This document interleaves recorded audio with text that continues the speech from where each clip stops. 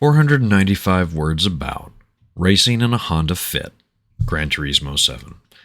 Published on my website, accordionsprout.com, 3rd of June, 2024. At the time of this writing, I have been playing Brutal Legend on my PC. I originally intended to replay it on my PlayStation 3, but by the time I had assembled my new computer and realized that I could play it at a higher frame rate, there was no going back. Eddie Riggs has since been regularly appearing on my monitor, driving around and slamming his bumper into demons, and I knew I had to write about it. I suspect playing this game as much as I have, alongside Batman Arkham Knight, and thus thinking about cars and video games, all played a role in me finally deciding to try playing Gran Turismo 7. The first mission, quote, of the game, which was described in-game as a menu, was to collect 3 Japanese compact cars. To a non-car obsessed nerd like myself, I can say honestly that before these races, I could only tell you what a Mini Cooper was, and that was only because I watched and enjoyed the 2003 film The Italian Job starring Charlize Theron. After Googling what a compact car was, the game explained what a compact car actually was, and I headed to the racetrack to win a Toyota Aqua S11, a Honda Fit Hybrid 14, and a Mazda Demio XD Touring 15. Gran Turismo 7 is a beautiful video game, and after a lifetime of looking at cars the way I look at forks, I'm suddenly surprised to find myself appreciating the aesthetics of automobiles. Watching Corvettes turn corners on racetracks and watching the light gleam off their paint in beautiful 4K is stunning. And then I'm reminded that, as of this writing, I only have 3 Japanese compact cars and I'm entering races against similar vehicles. My first actual race looked like a troop of soccer moms were racing on a professional course. The image by itself was absurd, but somehow I was still more plussed by the fact that I won 2nd place and lost to a Prius. Not gonna lie, somehow that hurt more than 2nd place. One race was enough, though, for me to finally appreciate racing games after spending a lifetime actively avoiding them. I suspect there was some intellectual snobbery hiding an emotional wound. I equated car games with car bros, aka the jerks who used to make childhood a living hell. I'm happy to move past this and realize that video games like Gran Turismo 7 are just that. Fun video games. Studying the specs of cars I've won, learning the alterations that are possible, and seeing how different models have evolved over time are in-game intellectual gems. But Gran Turismo 7 is first a video game about simulated racing, and it manages to make every aspect of it a delight. Even the most low-powered vehicle, like my blue Honda Fit, is pleasant to control. And even when I lose another race to a beige Toyota Aqua, I'm still excited to see the new cars I'll operate. Joshua Jammer Smith, 3rd of June, 2024. Howdy, I'm Jammer. So, first off, as always, thank you so much for listening. Just seriously, thank you so much for listening. I endlessly am amazed at the fact that anybody wants to watch these videos or even listen to them. And I mean, granted, I'm not getting anywhere near like millions of views per video. In fact, I'm lucky if I clear 10. But you know what?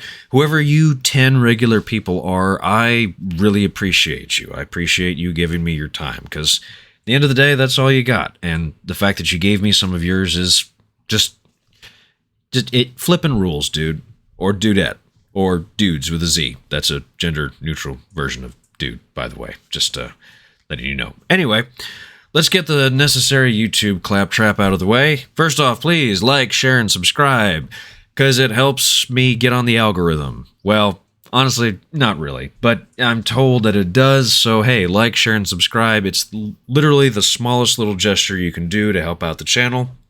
But if you'd like to do a little bit more, I do have a Patreon. It supports my writing, it supports my visual art, it supports this channel, and all that jazz. Or, at the very least, it helps me buy groceries. And I don't know about you, but groceries are expensive. So, if you'd like to support me, in the description section below, you can go to patreon.com/jammerdraws, where there is a $1 tier a month donation.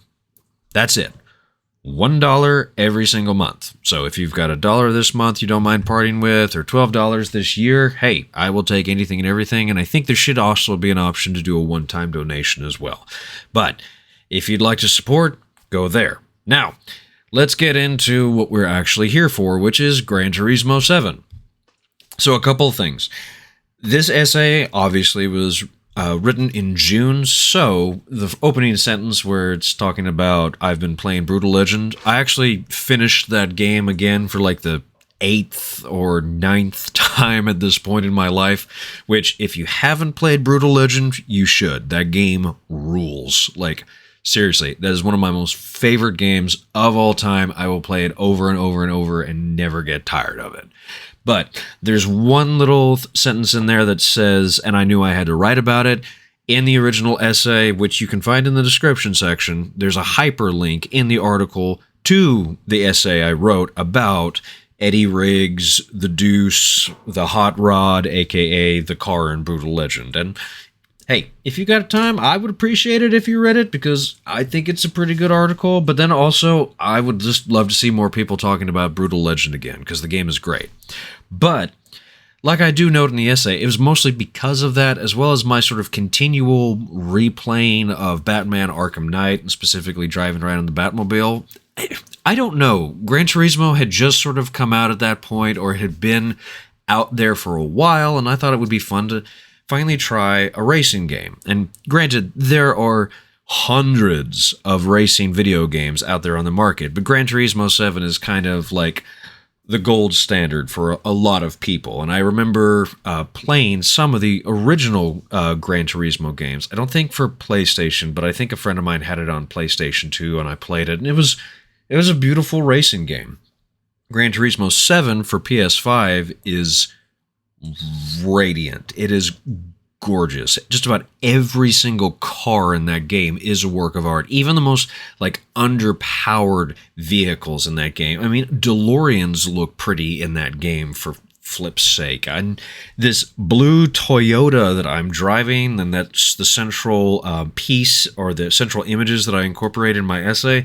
Like, again, that is a car that I see people driving to work, and yet playing Gran Turismo 7 and controlling this vehicle is really fun, because Gran Turismo 7 has had, literal decades of experience making racing games, but more than anything else, it does an incredible job of showing players the aesthetics of cars. It gives actual history lessons about how these cars were manufactured, why they entered into the market the way that they did.